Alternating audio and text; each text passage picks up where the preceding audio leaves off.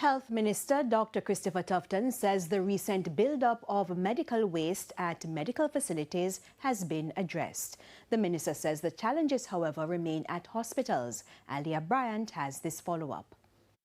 Minister of Health Dr. Christopher Tufton says the recent pileup of medical waste, particularly at the Victoria Jubilee Hospital and the St. Catherine Health Centre, has now been cleared.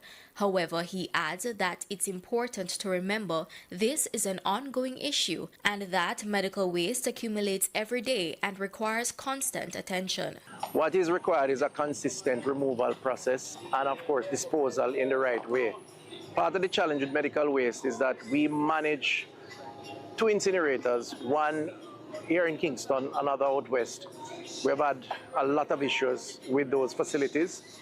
I have a particular opinion on it. It's not yet policy, but I don't know if we're capable or have the technology and the competencies currently to manage in a consistent way the medical waste that we generate as a country. Dr. Tufton highlighted that while the removal of medical waste has improved, he believes more needs to be done to ensure proper management across all facilities. It's something I've instructed the technocrats in the ministry to look at with the intention of upgrading what is there and possibly, if it points in that direction, the possibility of some outsourcing.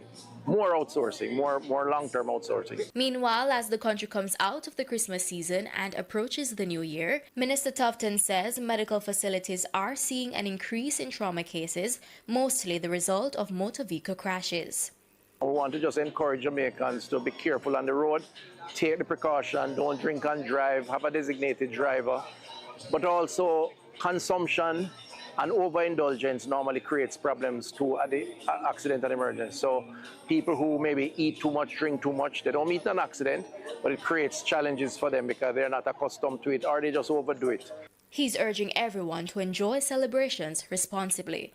Alia Bryant, TVJ News.